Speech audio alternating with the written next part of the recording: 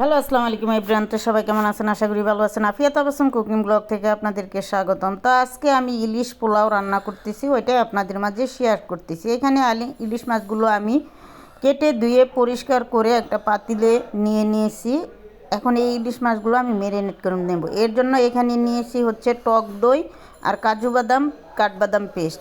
তো টক দইয়ের উপরে মশলাটা দিয়ে দিলাম। এই মশলাটা আছে হচ্ছে পরিমাণ মতো মরিচের গুঁড়া, হলুদের গুঁড়া, পরিমাণ মতো জিরার গুঁড়া, গরম মশলার গুঁড়া দিয়ে ভালো করে মিক্স করে তারপরে আমি মাছটাকে ম্যারিনেট করে নিব। তো লবণটা দিয়ে দিলাম মাছের উপরে।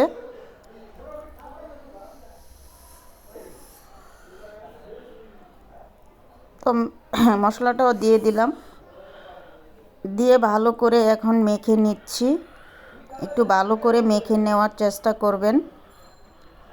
আসলে এক হাতে মোবাইল, আরেক হাতে রান্না বান্না করতে হয়, এর জন্য ক্যামেরাটা একটু এদিক এদিক চলে যায়, কেউ কিছু মনে করবেন না। তো দেখুন আমার মাছগুলো কিন্তু ভালো করে ম্যারিনেট করা হয়ে গেছে। তো দিয়ে দিয়েছিলাম কিছু গরম মশলা, আস্তা গরম মশলা। আর এদিক দিয়ে অফ ক্যামেরাতেই কিন্তু আমি পেঁয়াজের বেরেস্তাটা করে নিচ্ছি। পেঁয়াজের বেরেস্তাটা অবশ্যই দিবেন, দিলে কিন্তু টেস্টটা ভালো আসবে। তো বেরেস্তা হয়ে গেছে, তুলে নিচ্ছি অফ ক্যামেরাতেই।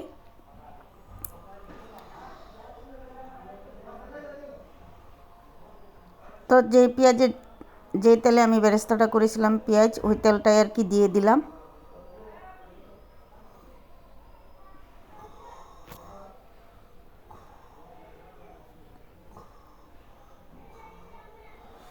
তো দিয়ে একটু নেড়ে চেড়ে দিচ্ছি আস্তে করে, বেশি জোরে নাড়াচাড়া করবেন না, তাহলে কিন্তু মাছটা ভেঙে যাবে। তো অফ ক্যামেরাতে কিন্তু চুলার উপরে আমি পাতিলটা বসিয়ে দিয়েছিলাম। তো দিয়ে দিলাম কিছু পেঁয়াজের বেরেস্তা মাছের উপরে। পেঁয়াজের বেরেস্তা দিলে কিন্তু খেতে ভালো লাগে বেশি।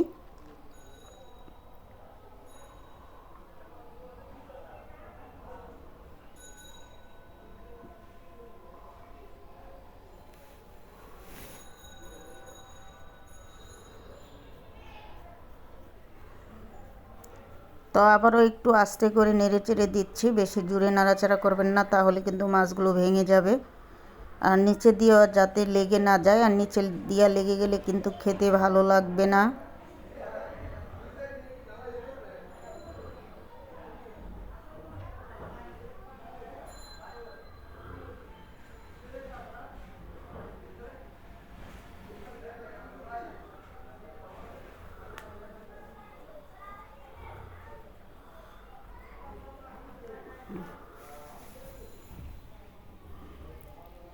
তো মাছগুলো আমি অফ ক্যামেরাতেই তুলে নিয়েছিলাম।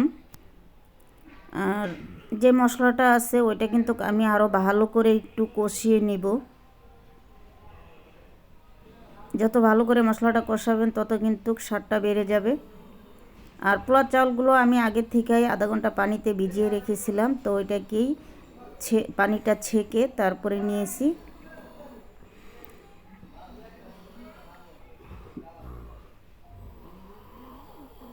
তো চাউলগুলো দিয়ে দিলাম মশলার উপরে।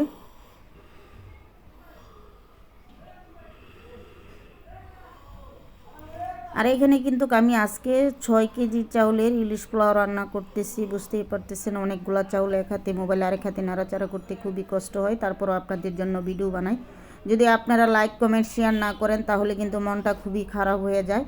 তো আমার ভিডিও যদি আপনাদের ভালো লাগে তাহলে অবশ্যই আমার চ্যানেলটি সাবস্ক্রাইব করে দিবেন, আর কমেন্ট করে জানাবেন কেমন হয়েছে। আপনাদের কমেন্ট পেলে কিন্তু ভিডিও বানানোর উৎসাহটা জাগে। তো কথার মাঝখানেই কিন্তু আমি গরম পানিটা দিয়ে দিলাম।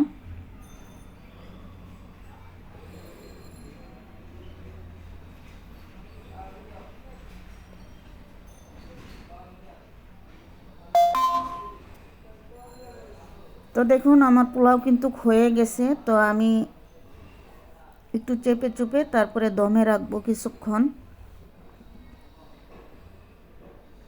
তো এই তো হয়ে গেল কিন্তু আমার পোলাও। আর আমি এখন দেখুন কিভাবে করে নিচ্ছি। এক এক কিছু পোলাওর উপরে আমি কয়েকটা মাছ দিয়ে দিলাম। প্রথমটা আপনাদেরকে দেখাচ্ছি, পরবর্তীটা আমি সবগুলো এইভাবেই করে নিব। তো উপরে দিয়ে দিলাম মাওয়া।